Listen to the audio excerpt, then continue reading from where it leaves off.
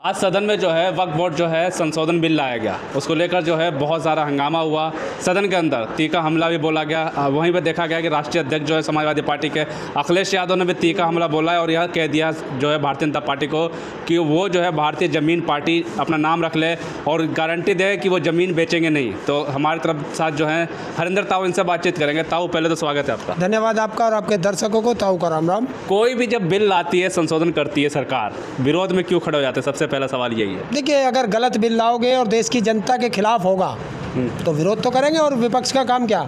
जनता का साथ देना, जनता के मुद्दों को उठाना और जनता की आवाज़ संसद में गुंजाना, यही तो काम है। वो कह रहे हैं इस बिल के बाद जो है जनता को अधिकार मिलेगा, महिलाओं को भी अधिकार मिलेगा, सबको ज़मीन दी जाएगी। सरकार का कहना है कि ज़मीन छीनने का कानून नहीं है। देखिए, सरकार ज़मीन दे, सर ज़मीनें तो और पर भी हैं। क्या एक ही संप्रदाय के पास ज़मीन है जो उसे लेकर के उनके दी जाएगी? पहले तो सरकार ये गारंटी करे कि हम जो ज़मीन लेंगे हम वो बेचेंगे नहीं। तो सरकार की निगाह है, जैसे रेल की बेच दी और निजूल की बेच दी, तो अब उसे फिर बेचना है। क्योंकि ये तो क्या कहो, जो देश बेच सकता है वो ज़मीन क्यों नहीं बेच सकता? तो ये ज़मीन बेचने की है कि हो सकता है बिजनेस में कहीं फिर एक घाटा आ रहा हो तो फिर ये ज़मीन बेच के पूरी कर रियल एस्टेट कह देंगे भारतीय जनता पार्टी को। अखिलेश यादव कह रहे हैं रियल एस्टेट कर। यार, रियल एस्टेट ज़मीन बेचती है, वही काम भारतीय जनता पार्टी कर रही है। तो उसमें चोर और चोर तो एक ही होते हैं ना। देश के लिए काम कर रहे हैं, देश की जनता के लिए काम कर रहे हैं, आप लोग आरोप लगाते हैं बस। क्या देश के लिए काम किया? देश पे कर्जा बढ़ा दिया, देश में बेरोजगारी बढ़ा दी, देश में भुखमरी बढ़ गई। तो ये देश के लिए काम है? किसान आत्महत्या कर रहा है, युवा सड़कों पे लड़ रहा है बेरोजगारी में, महिलाएं महंगाई से त्रस्त हैं, कर्मचारी पेंशन की वजह से परेशान हैं, सेना अग्निवीर की वजह से परेशान है। तो फिर खुश कौन है? खुश तो वही मित्र हैं। तो वक्फ बोर्ड की ज़मीन पर नज़र कैसा पड़ गई इनकी सरकार को? देखिए, हमने क्या कहा था, मोदी का एक वो भाषण में सुना था, सौगंध मुझे इस मिट्टी की, मैं देश नहीं बिकने दूंगा। तो आ गया ना भाई, सौगंध मुझे इस धरती की, एक एक को बेच के अकेला ही जाऊंगा। जमीन बेचो पार्टी कहना अखिलेश यादव इनको। बिल्कुल सही नाम रखा है, बिल्कुल सही नाम है। बड़ा आरोप लगा दिया, जमीन बेचो पार्टी थोड़ी कह देंगे। और ज़मीन ही तो बेच रहे हैं। क्या नहीं बेचा? जल बेच दिया, जंगल बेच दिया। आप सारा देखो, जो ये आदिवासी क्षेत्र है वो सब बेच दिया। किसको बेचा? वही अपने दो मित्र अडानी अंबानी। तो ये बिक रहा है। और अगर महिलाओं को इतनी हिस्सेदारी देनी है, गरीबों को हिस्सेदारी देनी है, तो ज़मीन में क्यों दे रहा?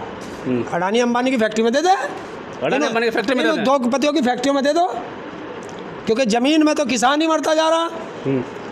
ज़मीन में तो किसान भी रोज़ आत्महत्या कर रहा है। तो उन्हें क्यों कर रहे हो? कहा जा रहा है कि ये तुष्टिकरण की राजनीति है, हिंदू मुस्लिम फिर से जो है विवाद लाना चाहती है। देखो, एक चीज़ है, हमारे यहाँ धर्म के अनुसार हिंदू धर्म में जितने मंदिर हैं वहाँ सब हिंदू हैं। सिखों के जितने गुरुद्वारे हैं सब में सिख हैं। ईसाइयों के चर्च हैं, उसमें ईसाई कम्युनिटी है।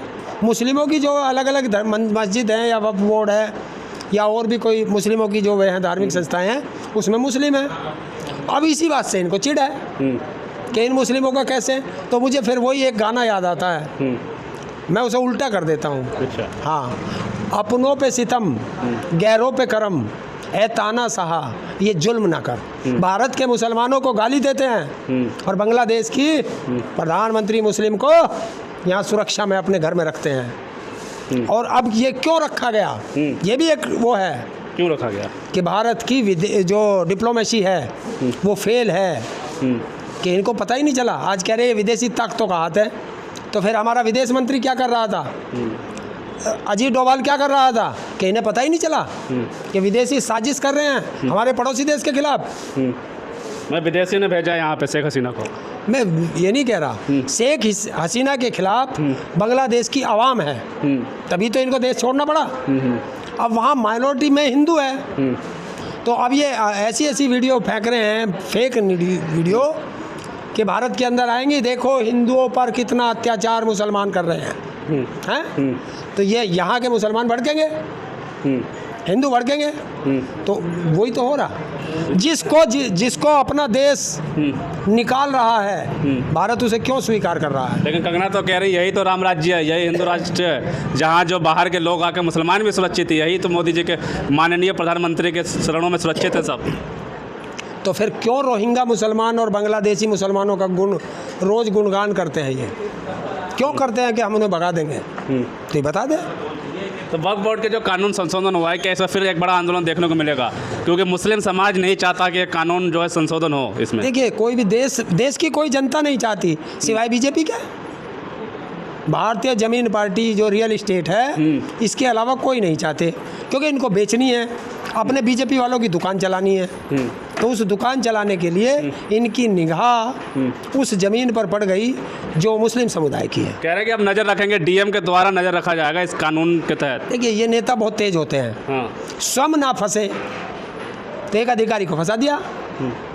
क्यों इन्होंने डीएम को करा? नो करते मंत्री रखेगा, प्रधानमंत्री नज़र रखेगा। कल को अगर वो गलत साबित हुआ या गलत बिकी तो कौन जाएगा जेल? डीएम। और ये डीएम से गलत कराएंगे, अपना डीएम बैठाएंगे और गलत कराएंगे। तो इसमें क्या गलत कर सकते हैं? क्योंकि वो तो कह रहा अधिकार देने का कानून है ये। देखिए, मायावती जी ने भी दिया था, हमारे एससी समाज को दिए थे। उन लोगों ने, उनको पट्टे दिए गए, मकान दिए गए, वो सारे वो बेच गए।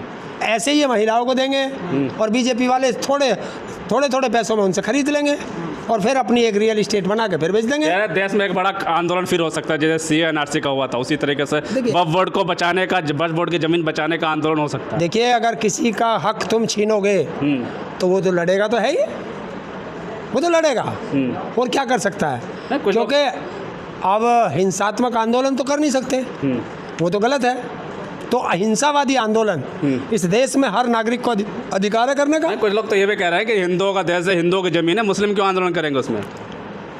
मिला है खून इस मिट्टी में सभी का, ये हिंदुस्तान किसी के बाप का थोड़ा ही है। जो हिंदुस्तान का नागरिक है, ये सब उनका है, उन सब का है। और अगर ये हिंदू करेंगे तो ये देश को बंटवारे की तरफ ले जा रहे हैं। यही तो पता करना है कि यह ज़मीन है किसकी। वो अब वक्फ बोर्ड के हिसाब से वहाँ पे पता ही नहीं चल पाता, जानकारी नहीं हो पाती कि कोई सी भी ज़मीन ले ली जाए। क्यों? हाँ, जब वो वक्फ बोर्ड की है हाँ, तो पता क्या करना? ट्रांसपेरेंट नहीं है ना। वक्फ बोर्ड तो बोल देता है ये हमारी है, किसी की भी ज़मीन ले लेता है। वैसे छीन लेगा? हाँ, ये इसी बात का तो रोना है। नहीं, ऐसे कोई छीन लेगा? तेरी ज़मीन छीन ली है क्या? वक्फ बोर्ड पे आरोप तुम्हारी छीनी है क्या? तो होता रहा है। किस आदमी की ज़मीन छीनी है, जरा उसका नाम बताओ। हैं?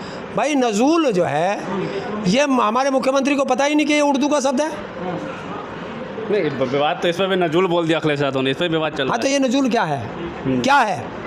अरे यार, 50-60 साल से, देश की आज़ादी से पहले से वो लोग उन पर रह रहे हैं।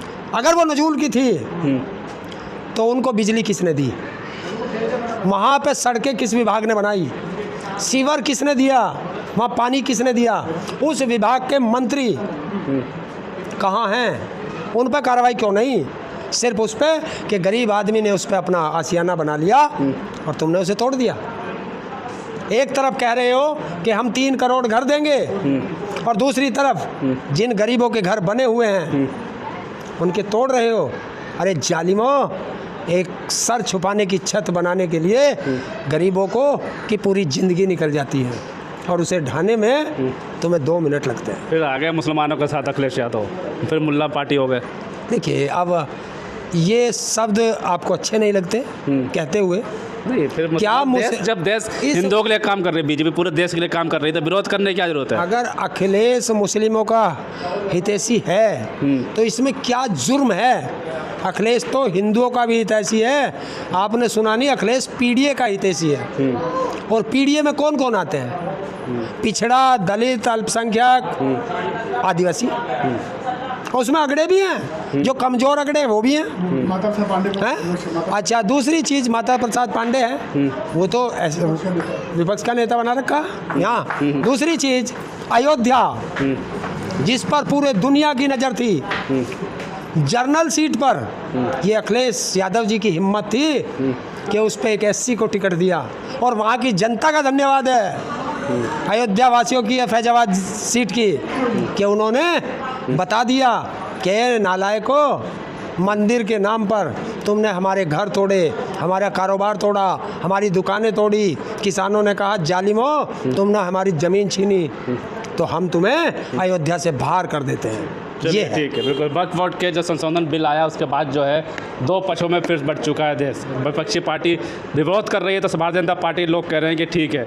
हालांकि अखिलेश यादव ने यह भी कहा है कि गारंटी मांग ली है भारतीय जनता पार्टी से कि संशोधन के बिल का समर्थन हम कर देंगे, लेकिन अब लिख के दे दें कि ये ज़मीन किसी को बेची नहीं जाएगी। तो आपको क्या लगता है ये जो संशोधन हुआ है ये सही है या गलत, हमें ज़रूर बताएं। तब तक के लिए धन्यवाद।